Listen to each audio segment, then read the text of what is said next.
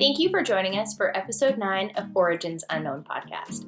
My name is Claire Huntington, and together with my co-host Chris Holt, we are so excited to be joined with Nikole for part 2. If you haven't already listened to part 1 of You Don't Look Adopted, please go back and do it now. In addition to finishing Nikole's story, Chris, Nikole, and I delve into some additional adoptee topics. Enjoy!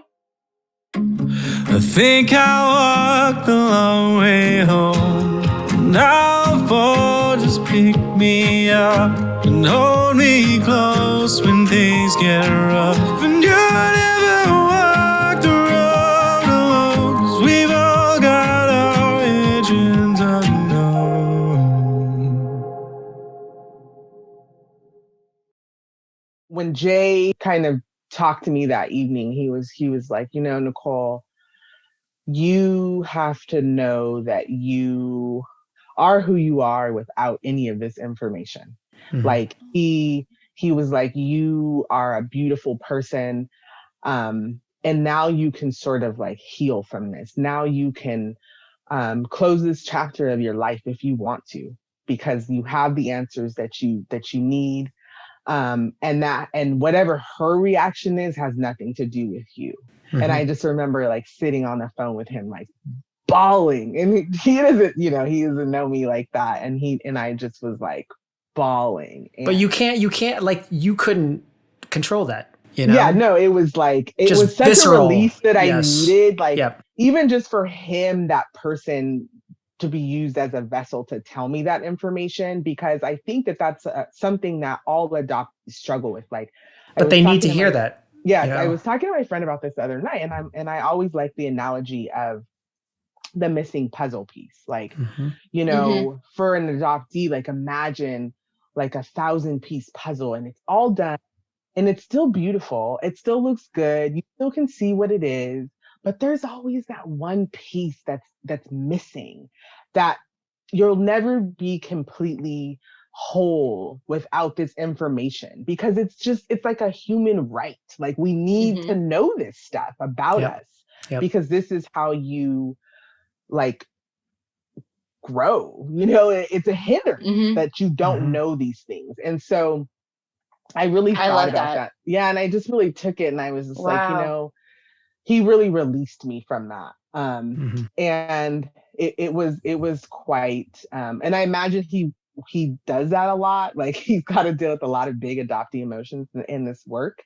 And he was really good. And so he was always like, I want to meet you. And so that evening I had this conversation with Joy, and Joy gave me all the context that I needed. She told me about how my birth mother, Dawn, how she got pregnant, when she was 15. Wow. And she lived in Belize. And, Belize at the time was like a very Catholic, I think it's still a very Catholic country. Mm-hmm. So it's, of course she couldn't have a baby, but then there was another piece to it. There was another piece where, like a scandal or something like that, where like, we all love a good scandal. I'm sorry. Okay, so I have the most expressive face ever. Like, she can't play poker. No poker face. When I'm listening, scandal. She went like this. She's like, what? Yeah, she's so when I said scandal. Yeah, like, I mean, for one, they never knew that Joy was like her sister. So then Joy was telling me, she's like, Nikole, she's crying. I mean, she's held this too. Like, she's like, oh my God, I can't believe this. Like, I can't believe this too. I always thought something was off. I remember looking at her when she came back from Belize and in my room, and she was wearing a yellow dress and she covered up. And she's like, I remember thinking to myself, like, what's going on, and then she like disappeared for a while, to have the baby, and on a 9-month vacation. Right. As I just am like so shocked by that like all of these like that, like what was going on in that time that women's like, yeah, I'm just like gonna go away for a while. Like, where are you going? Like, don't worry about it. I'll be back in 6 months and I'm gonna have postpartum depression. But that's fine. And then she really kind of started like, oh my God, it all makes sense. So she was kind of saying that basically Dawn was so traumatized from this, Ugh. like She's in her life. 15. So so she's explaining it, from that side, right? Yep. She's like telling me like, so Joy has a relationship with your birth mother? yes. So this is where Okay. it gets sticky Got because it. Joy was very, very close with them, their family. Got it. Which is interesting. So Joy is Belizean and Honduran. Okay. Oh. And she's the prominent one in SF that lives close to you, right? No, that's Jennifer? my other cousin. Yeah, Jennifer. Okay, Jennifer okay. and Bavette. Confusing. So they kind Got of it. just. So what it ended up being is that Leonard, their dad, is my mom's first cousin. Got it. Yeah. So that's So then Joy's my second cousin. Mm-hmm. So I was just talking to her. She was just like, Dawn was very. She used the word disturbed. Like she actually used that word. She's like, she's been very disturbed like throughout her life. And, she never like got married, kids, which I find very interesting as well. And then she told me like about how a story that she heard that there was a possibility that Dawn was either trafficked or like she ended up with a boy, and it's like the stories get so like convoluted, like you never really know. It's a bad case of telephone. Yeah, basically. And so had to like leave. So she was left in Belize with her brother, her older brother, and her dad. And it sounds like her mom actually came back to the United States first, and so she was over there and she got pregnant. And from my understanding, they didn't know. They say they didn't really know. So I was talking to Joy, and Joy's like, I can't believe this. Like, people need to know about you. Like, they need to know. And I'm like, well, like, hold up. Like, this is not like, ease up. Like, Slow your roll. Because she was so like she just couldn't Excited. believe it. Yeah, like excited And like, and just whatever for their family. Like, what does it mean to have this person like come back after 30 some odd years, and they're just like, hey, like adoption plot twist. Like, this isn't a Netflix series. This is my life. Like, I've come to you in confidence, and then respecting that relationship. And it's that thing that we talk about with our stories, that when we share our short stories with people, that they automatically almost take ownership of it and like tell us what to do, and like, oh, you have to do this next, or don't you do like, don't you feel this way? And so there's that almost betrayal where, you're tell her this information. She's like, we got to tell everybody. You're like, no. Yeah. And it comes from a good place, but like, yes, it's just a little like, hey, like slow down, baby steps. Right. Let's try to process. So she had identified like just so I have one uncle and 3 aunties on their side, like Ooh. and they were like pretty well to do. And she was like, well, I want you to talk to your uncle Dan, right? And I was like, okay. He was very like hesitant he was kind of just like a who sent you. First, he was like, I don't know if he knew, and if he did know, he never said it out loud. Like I think people had like an inkling that this had gone on and that maybe something had happened, but they never quite like asked enough questions or put it together enough. And so for him, it was a very interesting kind of a full circle, because he also gave me the speech about not opening Pandora's box and whatever responsibility that I have to my birth mother, not to essentially like obliterate her whole entire life at this point. And so that was hard for me, because I'm like, here is this, I'm just trying to find answers. I'm not, trying to go on Oprah. You know what I'm saying? Like, I'm not trying to I'm just trying to, and it's mine. Like, it's mine, And I think a lot of times when we talk like adoptees, this thing where we start looking for our families, like people feel like we have some sort of like an unrequited responsibility to like our biological people. Like, nah, that's it's, I can do whatever I want with my life, you know, like if I want to find this information, like I should be able to. But my uncle, he was very much like, you know, you need to think about that before you start, because that person is very fragile. So he was basically implying that you could essentially ruin someone or like hurt someone by trying to open this door. Got it. Yeah.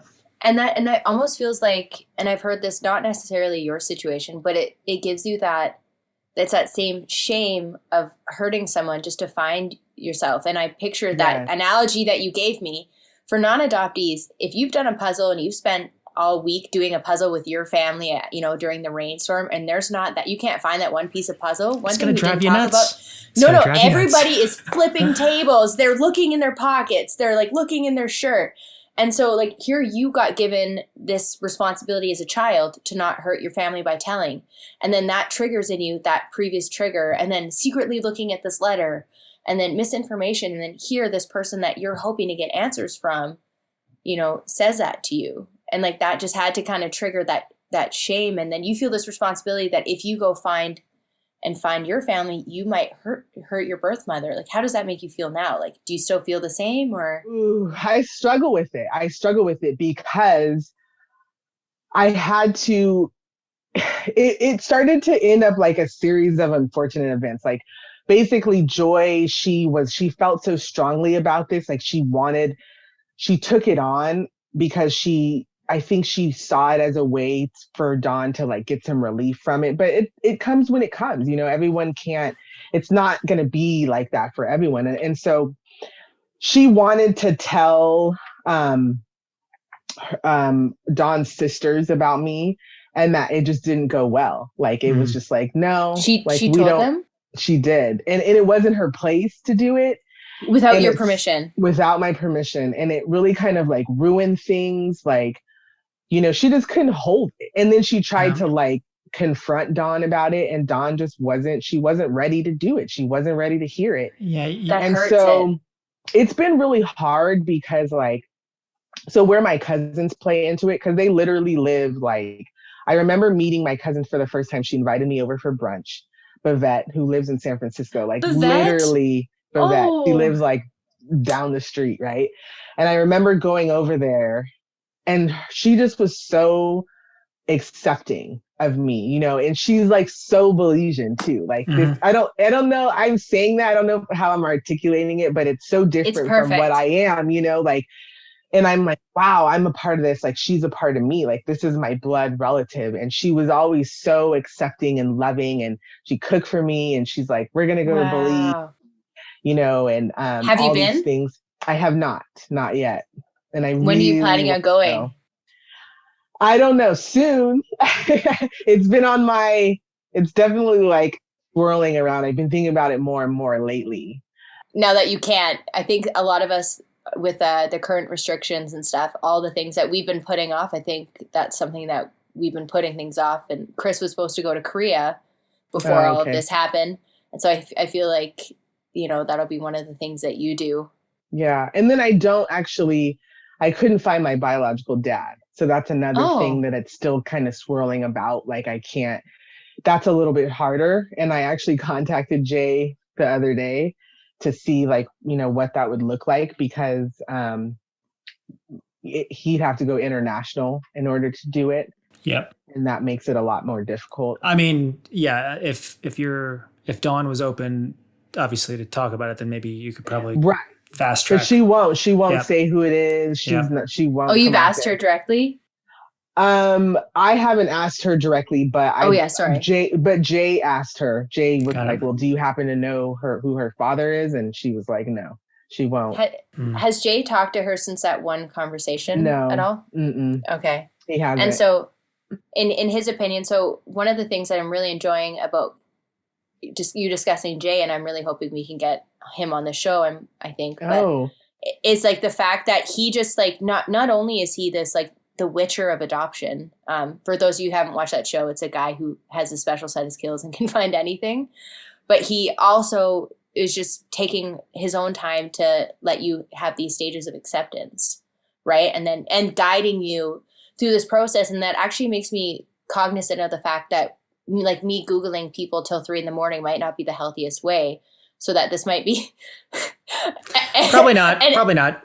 And then, like, one of my friends informed me, was like, "Hey, Claire, did you know when you looked at people's LinkedIn profile, it tells you looked at their LinkedIn profile?" I was like, it's like the drunken online shopping at night. It's like, yeah,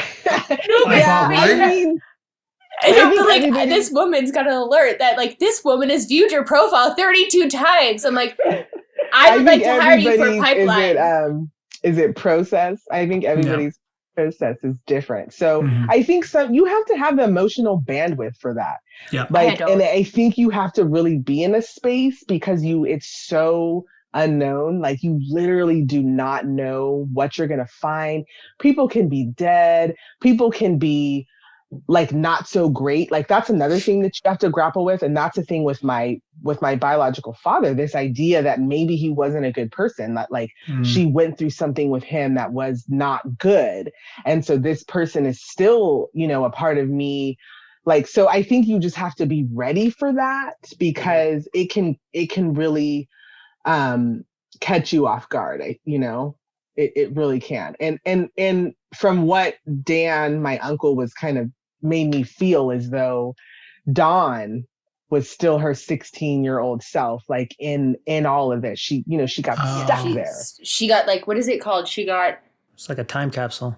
Yeah. No, there's an actual word for it. She got stunted at that age, and that your emotional processing. So when you have a traumatic experience, a lot of trauma victims, so you'll find kids who were abused growing up, like, sexually, they'll act like that age almost. Like, so if a kid had something happen at 11, you stop growing emotionally, so you're stunted and you're in that trauma. Yeah. Right. And I imagine that that's what it is like for her. And so I grapple with this, like, because it's still not, I haven't tied up all the loose ends on it.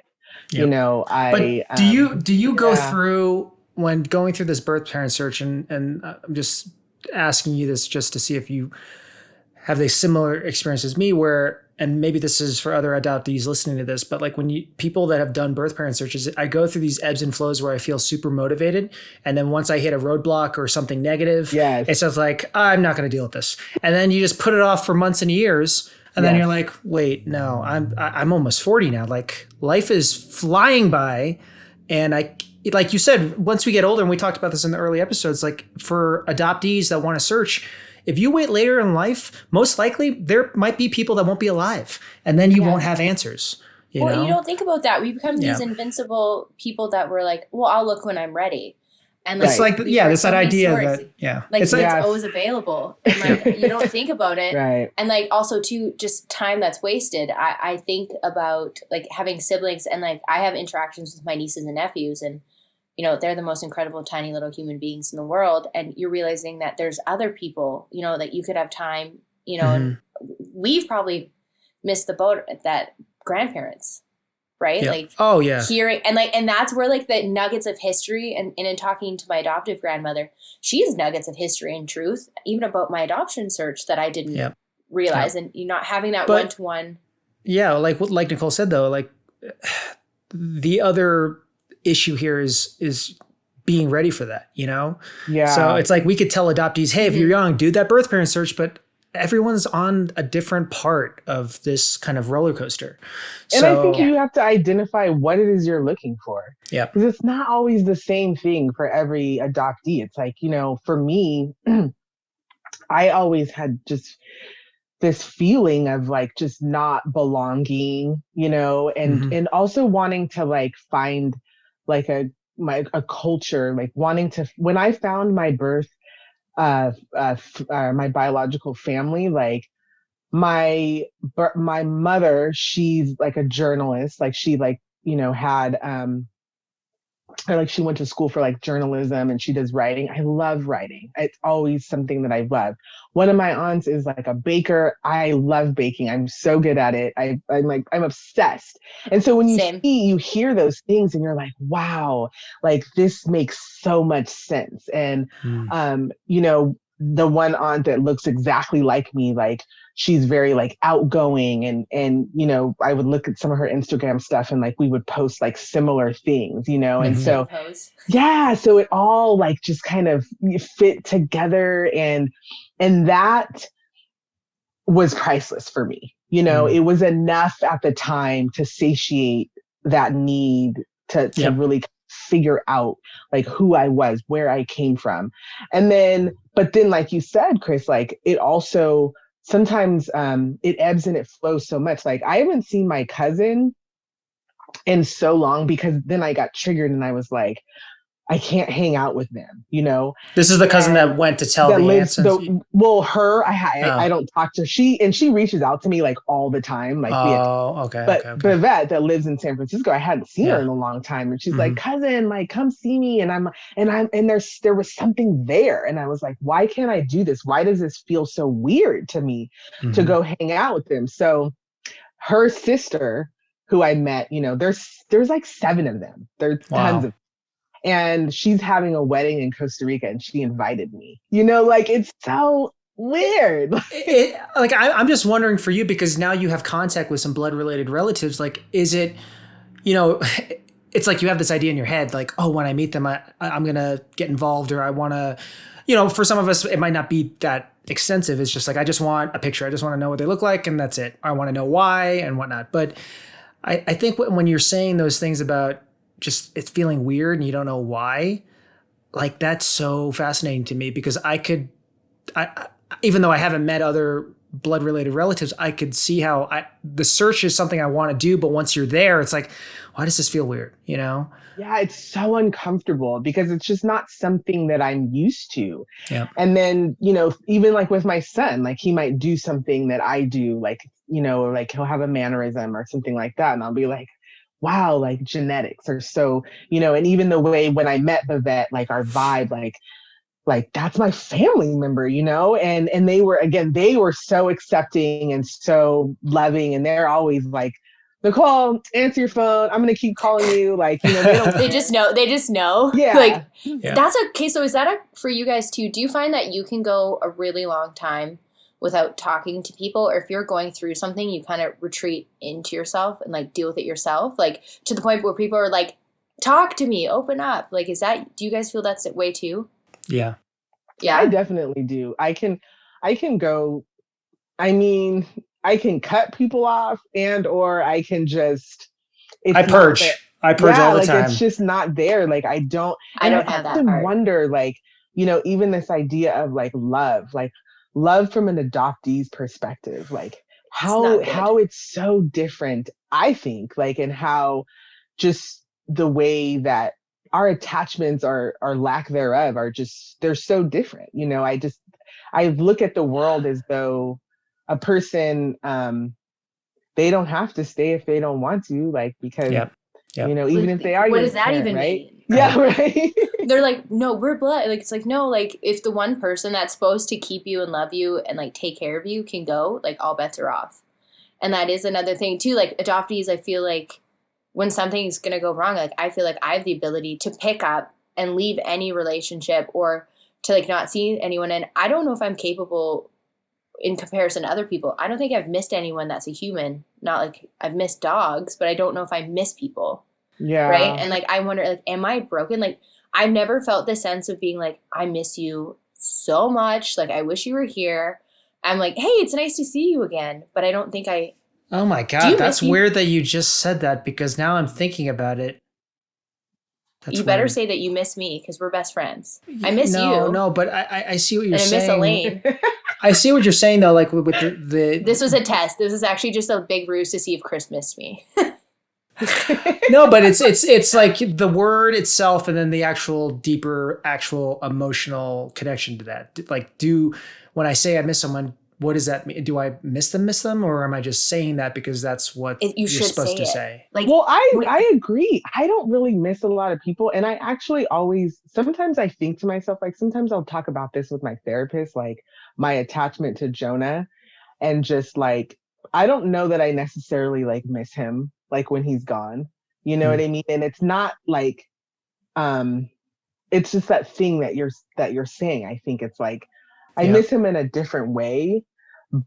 But I've always sort of had this idea that people are just like fleeting, you know, it's just always revolving. Like they're just here and they're not, and they're here and they're not. And that's like just what it is. I don't know. In terms of love, like how many relationships would you two say that someone says, I love you, and you just say it because you know you should love them? Like you're like, I like, you know that you're like, this should be love. And like in a relationship, like, you know what I mean? Like I just feel like there's been so many times where someone's like, I love you. And you're like, you just want to be like, thank you. but then if you say that, then and you're just like, do you love me? Like, what is that? Like somebody, you know, like, when are you just going to leave me? Like, should definitely like do like a focus around like adoptees and I think love. we're going to, like, so that's going to be a whole series. What's the idea of love, you know? And like, why are we broken? The F series, why are we broken? Part 47.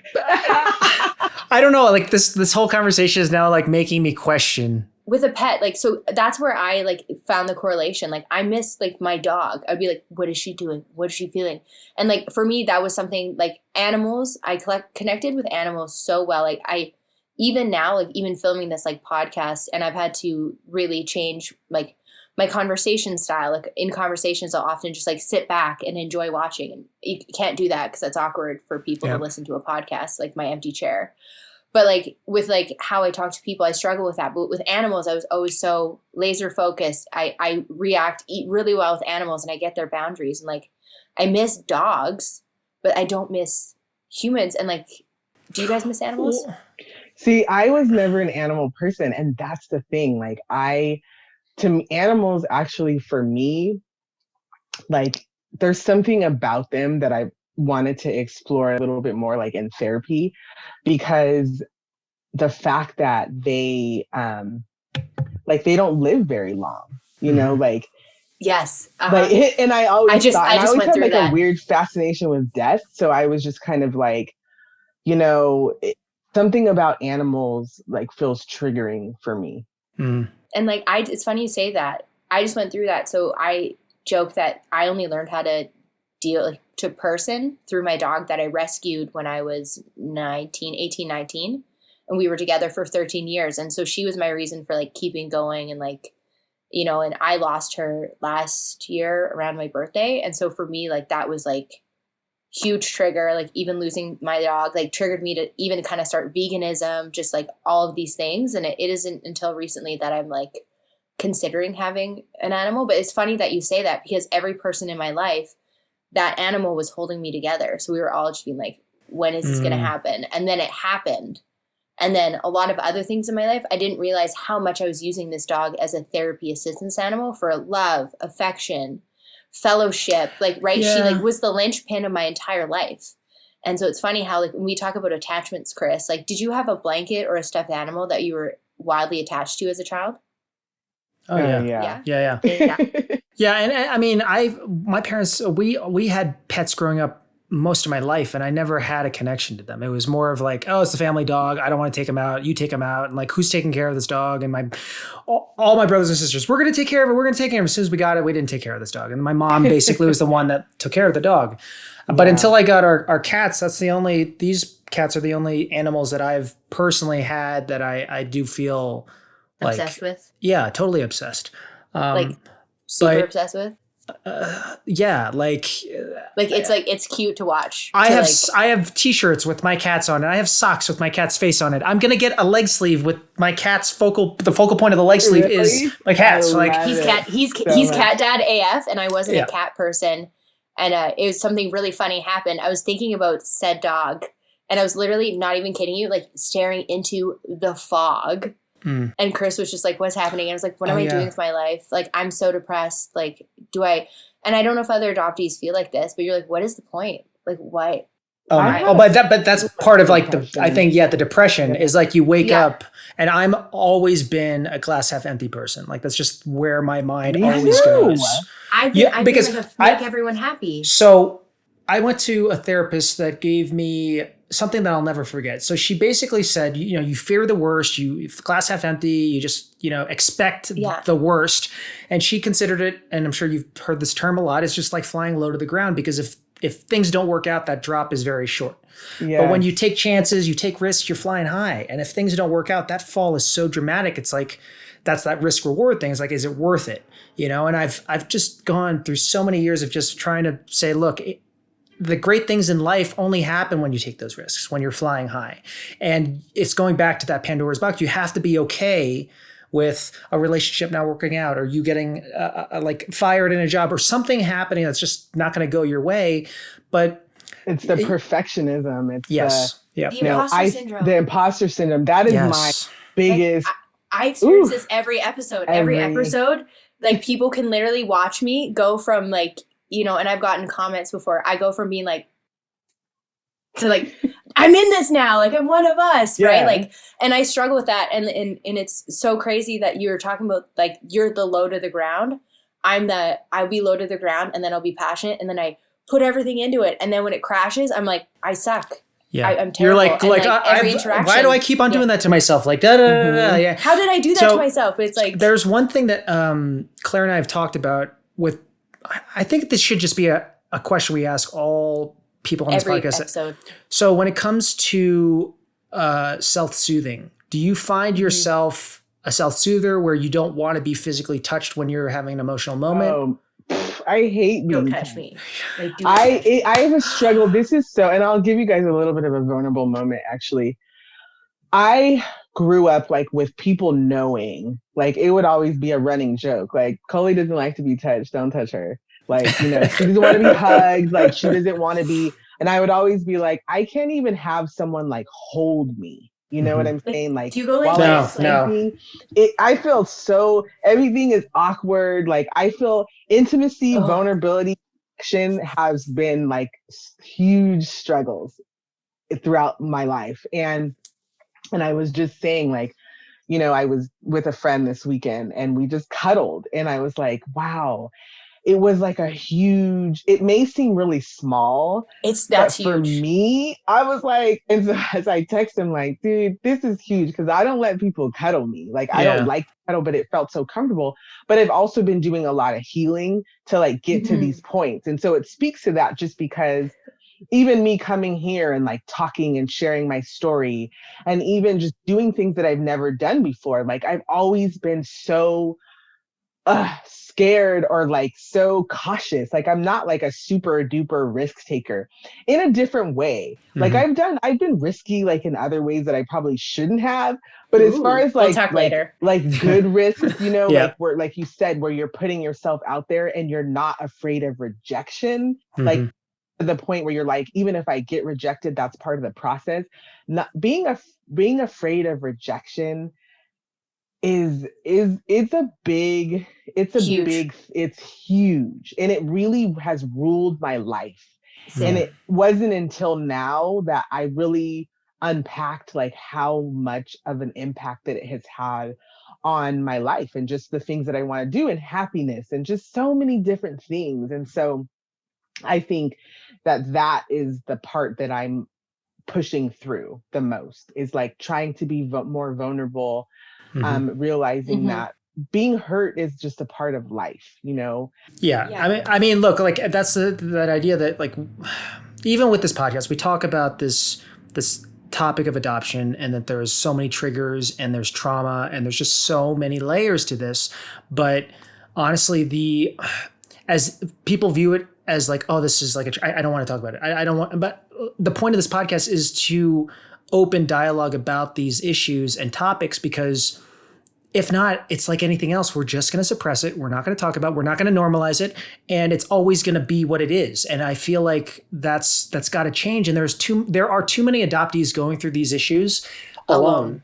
And there's not even a lot of spaces. Like, before all of this, I found myself, I found this like support group. It was like an adoptee support group. And I'm like, I need to talk about this with my people. And so I went like to this random, like, so it was like a real support group, like where like people in a sit in church a basement circle. with this guy. It was like in this guy's basement. It was but the bad donuts and like always in basements. Why? Like Fight Club, like Fight Club. But being able to be there and in that space with those people, like, it was so healing to just be able to hear people who had this, like, you know, again, I'll go back to this thing. It doesn't, for an adoptee, it doesn't matter what race you are.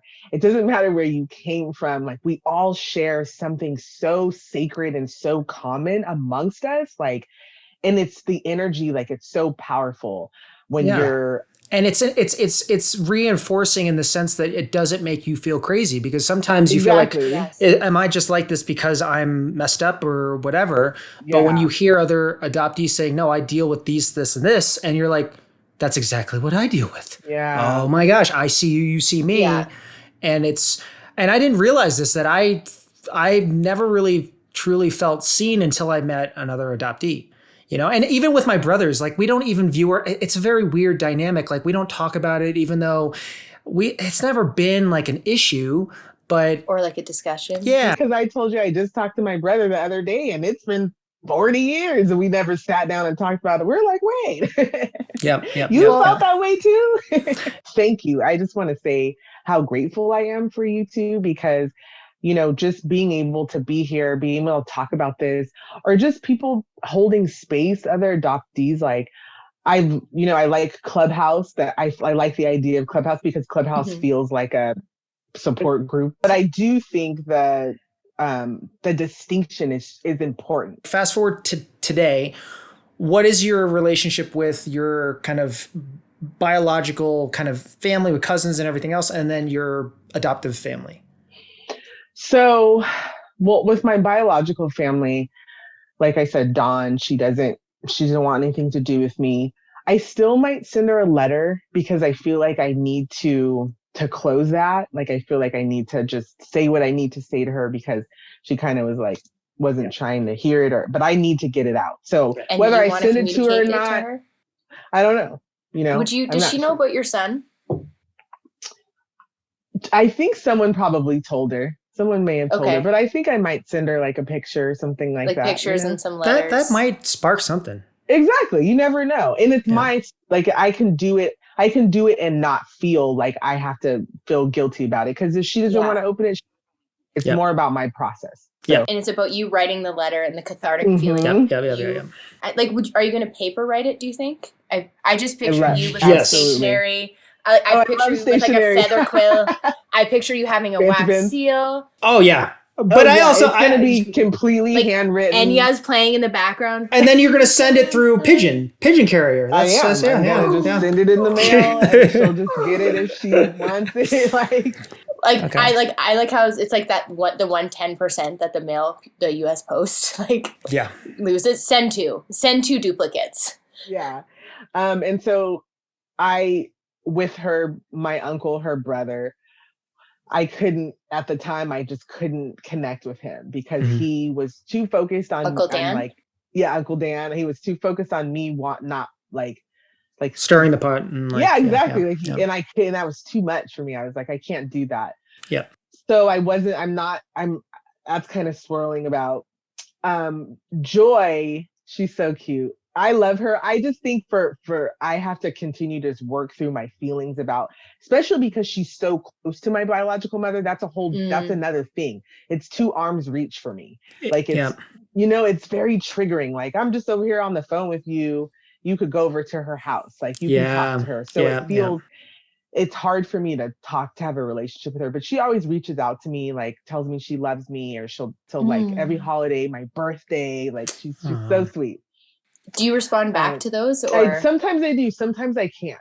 Sometimes it's a little bit too hard. And non-adoptees don't understand that. Does she know? Does she know that though? Like that it's. She understands. Okay, she understands. Okay. She does. Okay. And she keeps trying. She keeps. She's always good for her. But that's beautiful. Mm-hmm. For you, when you say you can't, would you mind? Like, Chris and I both instantly got what you meant, but do you mind explaining that emotion for a second? So, but like, can you explain that emotion one of the comments I've gotten is that like, there's certain things when we have this great platform to educate non-adoptees, that things like that. What do you mean by you can't? Because a non-adoptee, if you're having this discussion, they'd be like, what do you mean you can't? Like, you could just respond. Like, why? Yeah. This is your blood relative. Like, what are you doing? Yeah. Yeah, because it's so... for right now, the pain is so palpable. Like, I can't, like, just knowing that she knows my mom, can talk to her and see her, like, then I question, like, do I have a right to ask about my mom? Is everything going to be focal point of our conversation forever going to be like that? Like, are we ever going to get to a point where we just talk like really organically? And it just is, there's like a wall there. Sometimes I can look at it and I can easily respond to her, and other times I'm like, it makes me sad for the loss for everybody, but for myself, it makes me really sad sometimes. So with the birth parent search and everything that has transpired, how has that affected your relationship with your adoptive family? So I never came out and told my adoptive mom that, or my adoptive dad. My dad, just incidentally, my dad has Alzheimer's, dementia. So that's another really difficult thing, is that he's not... I started all this and didn't get even a chance to like get his perspective or talk to him about it. And my mom was always really closed off. So with her, I was never able to really say it until recently. I would say like 6 months. I think it was during the pandemic. I, was talking to my mom about some stuff that she had with my brother. And, I just kind of was able to say, I did find my biological mom. And I think she already knew, because her and my sister have an interesting relationship. So I think my sister had already clued her in, or somebody had tipped her off. So big families, that's how it works. Yeah, exactly. Like, she already knew. But her and my relationship is not very good. We have a very difficult relationship. And do you think that stems because of the insecurity of her with you doing the search, and not like, all the stigma when you were kids, just not talking about it and not bringing it up? And I think it's all of that. I think it's like her, just not allowing me to be myself. I feel like she had like a lot of narcissistic qualities that I feel like really affected our relationship. And the adoptee relationship especially. Oh yeah, absolutely. Yeah. Like, and that triggered in her. Yeah, absolutely. It was. And so we actually haven't talked like probably since before Christmas. Something happened and it just was like, you know what? I have in my healing journey just have started to realize that I can actually choose who I have in my life and who I don't have. And a person does not have to default to be in your life just because they call themselves your family. And I think we know that, Yep. But it was something that I always felt like, you get shoved with these people and you're like, gotta accept them, right? And if you don't, you're like a bad person, or you're not grateful enough that someone rescued you, or you're alone. Yeah, exactly. Or it's as simple as that. Or it's like a lose-lose. Yeah. And so that's really hard. I have a great relationship with my sister. Like, we talk all the time. And my sister is actually a therapist, which is kind of funny. Yeah. We went down that road. Yeah. So I have a great relationship with her. But I struggle with her sometimes too, because I think that her experience is different because she is biological to my mom, my adopted mom. And so she may not feel as though there's a differentiation, like there was ever a differentiation made, or not feel that. But me and my brother recently talked about how we felt that there was a difference between us, like as closed adoption, and then her. You can't deny that. Like, that's... You can't. She tried. I mean, God bless her. Yes. Love her. Yeah. And I get it. It's hard for people. But there's triggers on both sides, Exactly. And like my mom, as much as I am super close with her, and I probably have the closest relationship with my mom than any of my siblings, but she has triggers, and so I honestly think that if we got all our moms together, they could probably figure some stuff out, just so they could see each other and see, look, we all feel the same way about certain things. And it's not just me, or this is normal. And I think that maybe there's, we keep on talking about our end, which is important, but the adoptive parents are also in a very precarious position, because they're trying to do good, but then also there are insecurities, and then people project things, and then it's all, you're in mental health, which I want to kind of segue into that.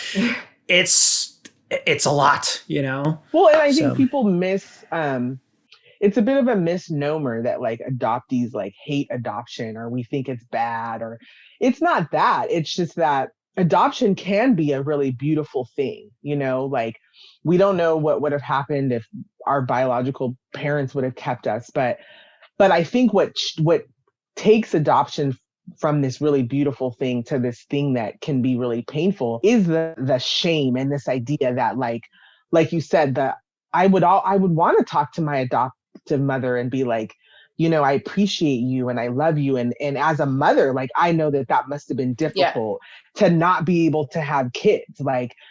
As women in a really patriarchal society, we're you got to do this, you got to do that. And so much of your womanness is wrapped up in your ability to bear a child, which it shouldn't be, just knowing that and feeling that, from them. So, and I wonder too, if as adoptive mothers, and we'll have to talk to someone, is that they probably thought, here we're having this thing where I'm going to adopt a child and we're going to complete our family, without thinking it through that, okay, this isn't exactly how I thought it was to be. And then I have a lot of friends who have had babies and they're like, yeah, this is hard. Being a pregnant mother's hard, and birthing a baby. Whereas adoptive moms might think, oh, I'm not connecting with my child, or we're having trouble. And they just assume it's because we're adopted, versus the normal child rearing process. Right. And that they have shame of being I'm angry at my child. Is it because they're adopted? Am I, just things like that we don't think of. Right. And then being able to say that, that shouldn't be all taboo, to be able to say this is not my child. We can have a real conversation about adoption is weird, yo. You're taking someone else's kid and you're rehoming that kid, and you're changing its name. You gotta act you gotta pretend that we're biological, and there's so many different things that come up in that. Even just calling someone mom, just there's so many layers to that. And if we just could talk about it, maybe it would have been more smoother. But I think that's the underlining I think solution for a lot of issues going on today, is really just having the conversation, normalizing things. And if we can't have these conversations, and again, we've had feedback where people have been offended by this podcast, and it's look, I get that. Well, what do you expect? We're talking about adoption. So let's talk about what's affecting you. Why are you upset? So we can work through it, because that's the only way that we can do this, is to really have just a calm, collected conversation about things that, they're going to get real, and it's going to be uncomfortable, and it's going to bring up stuff. But, but that's part of this whole process. Well, and you know what? I also think there's this piece where, a baby, right? Think about a baby. I've been wanting to see a baby lately. I'm dang, I haven't seen a baby in a while. But it's so cute. And then people don't think about the kid. They don't think about the young adult. They don't think about the adults that are our ages, that are still dealing with the residual effects of adoption. Yeah. And so we don't get to talk about that. We just get to talk about the cute little sweet part where someone rescued this beautiful baby and it's all packaged real the nicely. Newspaper article. Exactly. And all that. And then nobody ever talks again. I was in a group, I'm on a Facebook group, and this lady was like, well, what do you guys think about international adoption, and what do adoptive moms think about other people who've adopted? And then I just simply put, why do people never ask adoptees these types of questions? And think of child actors. They're all super cute, and then when you see them as adults, they're all kind of messed up because they've been faced with adult situations and topics and things. Right. And so people were really they were well, And it ended up that the person who put up the post, she was actually an adoptee, which was interesting. And I was like, that's different. But I do think that you don't hear a lot of people asking adoptees, older adoptees, like what their thoughts are about adoption, like their real thoughts, like not just this idea of like, do you think adoption is good or bad? Like, because that's so black and white. But like, I want somebody to ask me, like, what is it that you struggle with the most as an adoptee? Like, what do you think? How has it had a bearing on your life? Like, how do you look at your parents? Like, how do you move in this world? Because those things, they make a difference. Yeah. Yeah. But there are so many adoptees, myself included, that, just really repress a lot of the stuff and just think that they're okay. And like, I'm fine and I'm doing great. And, it's just, mental health is it. Well, do you guys have repressed memories? Because I can't remember most of my childhood. Like, do you have dreams? Like, does it come out in dreams for you? Like my childhood or like childhood memories? Because like I will have a like repressed memory, and then I'll have a dream, and I will recount like that memory in my dream, and then I'll ask people in my life, and they'll be like, "Yeah, like that happened," and I'm like, "Oh, yes, yeah." So things that you don't know. That was one of the first things that I talked about with my therapist, like. There's things that I don't necessarily know that happen because they're either like thoughts or dreams that I don't, they're very repressed. And I have a lot of stuff. I have memories since like nursery school. Like I remember the house that we lived in when I was like, we must have been 2 or 3. And I remember that house. I could draw the floor plan to you. I could walk you through the entire house in my head. Can I ask you a question, Chris, that I'm just really curious about? So did your adoptive family or your adoptive parents, did they like introduce Korean culture to you at all? No. And that to so me. So you were like a white guy. Yeah. No. I knew. Well, also like I lived overseas my entire life. So my dad worked for ExxonMobil. So I was always submerged in different cultures, languages, customs. And we lived in Italy, Singapore, London, and Norway. So my whole life, I'm a third culture kid by nature. So I don't identify with any one culture because I've had to assimilate to so many, which is another layer on top of that.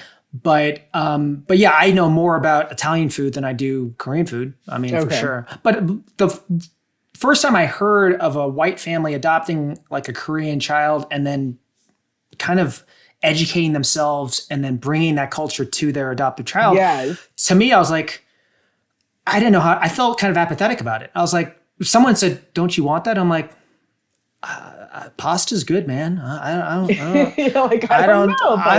I'm good. Like, it's not like something I'm longing for. And even when I had Korean food for the first time, I think I kind of built it up in my head that I have to like this because I'm Korean. And then it was just this kind of like, I like Korean food, but it's not going to be my go-to thing, Jamaican food and Caribbean food is definitely my go-to thing. I guess a good jerk chicken and like, man, oh, come on. I love it so much. Yeah, for sure. Thank you for sharing that. Yeah. So I think just to kind of like, this is, I could talk forever about this, I know, me too. Especially with you. So kind of talk to us about your profession, I think there's obviously a reason you got into that. And Yeah, again, kind of like growing up, I thought I had to do something that was like centered around sports because I like ran cross country and track like my whole life and stuff like that. Quick question. Your oldest brother, Mark, the biological, I'm just curious. I wanted to ask this earlier. Is he an athlete? He was. Yeah, he was. Okay. He ended up getting hurt, like had a really bad like hand accident. And then after that, he couldn't. He couldn't do it anymore. But he was basically like following your dad's mold, like. Yes. Yeah, got it. Okay. I mean, in like a line of like Olympic athletes, like my uncle was in the AFL. Are you familiar? Okay. Yep. He was in the AFL. So yeah, long lines of that. But yeah, so I, ran cross country and track. I was always exposed to sports. Like we're a total sport family. My brothers were all sports fanatics. And incidentally, I don't really like sports that much. So I thought I wanted to do physical therapy.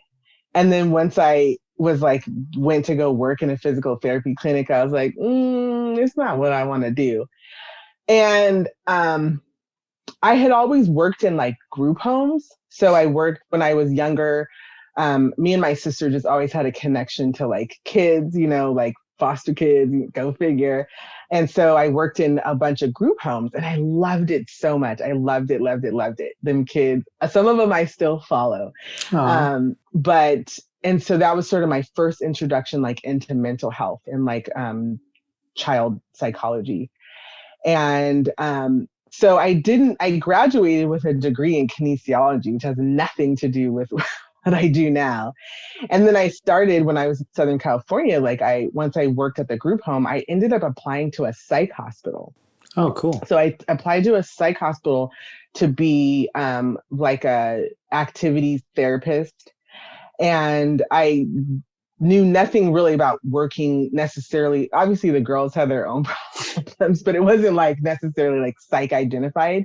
But when I was going to go at this other job, it was a locked psychiatric facility. Oh. So I worked in a locked psychiatric hospital, and it was there that I got like my introduction or sort of submersion in mental health. And so I, did a lot of work there. Like, we did lots of groups and, like I said, activities, therapies and stuff like that. And at the time, I was in my 20s and I had a lot of depression and a lot of things were coming up for me. I had just graduated from college, so I had to come back home. And so there was a lot of stuff around that. And so I was having a hard time. But then I had a therapist and like things started to get better. So then I was like, I always wanted to move. Like I wanted to move away from my family. Like I just was like, Orange County just wasn't it for me. So I'm like, I had went to San Jose State and I liked the Bay Area. So I'm like, well, let me try that again. So I applied for San Francisco County and I worked in so I got the job and I worked in a locked psychiatric facility in San Francisco. And then from there, I switched over jobs. So I'm a crisis worker. So what I do is San Francisco has a psychiatric team that goes out and provides 5150 or psychiatric assessments to people who are in psychiatric crisis. Okay. So both kids and adults. And so basically help them either get into the hospital or help them, get connected to therapists or things like that. And I've been doing that for a while. And then through the pandemic, I've been doing some contact tracing just because I'm working from home. So, yeah.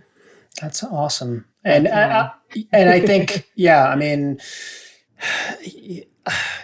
mental health just in general, I think when I went to this conference at Berkeley, actually, about Korean adoption in the 60s, 70s, and 80s, they talked about, and this was a common discussion amongst CADs or Korean adoptees, is that, suicide rates in Korean adoptees is super high, and divorce rates, which I'm a part of a small group here. And I'm like, hey, and we were at dinner one time before the pandemic. I'm like, hey, have any of you guys thought about like suicide and like that type of stuff? And they're like, it was just kind of like, oh yeah, who hasn't type of thing. And it's like, oh, okay. So it's not just me. And I just feel like that's part of this podcast also, is that I feel like if we just talk about this stuff, we could hopefully potentially save so many people that might just feel totally isolated and alone. And I remember being a child and wanting to die. I remember that so distinctly. Like I said before, having a fascination with death and then also feeling very suicidal at so many different times throughout my life and not being able to say it out loud. Yeah. And so my introduction into the mental health system, just through work, really opened up the journey for my healing. And it's, I've been working with the same therapist for a long time. She's pretty cool, but it's been really helpful. Well, anyone that's watching or listening, I mean, I know that people have their opinions about therapy, but honestly, as an adoptee, I think it's something that we all almost have to go to and work towards finding someone that can help us figure things out or be a soundboard or whatever that is, it's so important. Yeah. So, but wow, this was, I mean, I think this is a 2-part. Yeah, this was amazing. Thank you guys so much. Yeah, we would love to. I mean, the goal also, what's great about this is that we want to do obviously follow-ups with people and stuff like that. So I'm sure later down the road. Yeah. I'd love to come back. You guys are so amazing. This has been such a healing space and such an amazing, I mean, there's just power in allowing adoptees to share their voice, their story. Because we get to do it, but not that often. I feel like there's just not a lot of spaces that we get to openly talk about these things. And so again, I'm so appreciative to both of you for using your beautiful selves to be a conduit. Well, that's kind of why we wanted to, we trademarked that hashtag #AdoptedAF. Claire wants to talk. Yeah. It's just unreal to meet people just like yourself and like Chris. It's just been so phenomenal. I feel like throughout this process, like I just feel like this like small person from a small place, and like to get to meet these like enigmatic, beautiful, creative individuals like yourself, it's just, it wells up emotion, right? Like it's just so wonderful. And like, it's just like insane that to me that I get to be part of this wonderful movement, like even just like I would have felt blessed just to get to listen to the podcast. And so I just take it with so much to have it resonate with people who are as wonderful as yourself. This is just something that's so beautiful. And I'm just really grateful to get to know you and just to listen to your story. It's been wonderful. Thank you so much. And I want to go on the record by saying this, and I know Claire doesn't always like it when I say this, but this whole podcast, this concept was her brainchild. And I think that needs to be said, because I wanted to start a podcast, but I didn't know where to start. And I think my subconscious was like, don't do adoption because there's so much going on there. And it's opening doors and doing that whole thing. But yeah, this was Claire's thought and kind of, passion project a long time ago that now has kind of come to fruition, which is great. And I'm just grateful to kind of be on the ride. I think it's hard to talk about it. It gets, it's so personal, and you don't know if something someone else says it's going to like trigger you, especially like where you are like in your adoption journey. You're not, you're still like in the thick of it. For me, I know so much that I've been able to move past that part. But it's going back to what you were saying, like we as adoptees, we just want closure. We want, and that's really what the birth parent searches are for me anyway. It's just more closure. It's not about living with my Korean family and denouncing my adoptive family and saying, this is who I am and I'm going to be in South Korea and I'm going to do it. It's like, that has nothing to do with it. It's just getting those puzzle pieces, putting it there just so you feel like, all right, the whole thing is there. It all makes sense. Yep. Yeah, it all makes sense. But does anything make sense? Do you? I'm sorry. There we go. It's like who am I? It's like that Zoolander moment where he's looking in the puddle. He's like, who am I? I was like going through this assumption that one day I'd find the answers, but like I'm talking to all the adoptees that are like, oh, I'm a little bit further in it than you, and I'm like, oh, okay, it's still we know nothing still. Like we know everything but nothing. So for me, I'm realizing that, no matter how far you are in your search, you don't get all the answers. And I think we have to be okay with that. 100%. You have to be able, as an adopted person, you have to be able to find peace with the unknown. Like you have to be able to sit with that and because there's no way that we'll get it all. Even people who know both of their adoptive, or their biological parents, they still don't. There's still parts of the story. So that has been an important part of my healing journey, is to know that I am a whole person, like regardless of whether or not I find out everything, and I have to believe that. I have to believe that this is the way that my life is set up for this reason, for whatever reasons they are. And I'm in this situation and I can't change it. And that's what we need to start doing, is really changing the wording. I think that's like Claire touched upon that earlier. And if we can change the wording and change our perspective, it's like anything else. You can look at something and see the glass half empty, or you can look at his glass half full, so. And it touches upon one of our previous interviews, Jackie. So it was someone that I came into contact similar to you. Oh my gosh, I am the Witcher. That's my role. I just bring people to find their stories and connecting with people. But she was born with reproductive assisted methods, and wow. we like realized that we needed to open this community up for anyone looking for a biological origin unknown. And she was talking about the verbiage and like I don't really want to say the term, but you were saying she shouldn't exist. We live in a time now where it's about taking the things that hinder us and owning it and empowering ourselves with the things that might be perceived as negative, and just getting it tattooed on you and like shouting it from the rooftop and saying, I'm adopted AF and I'm proud of it. And that's what we want this movement to be about.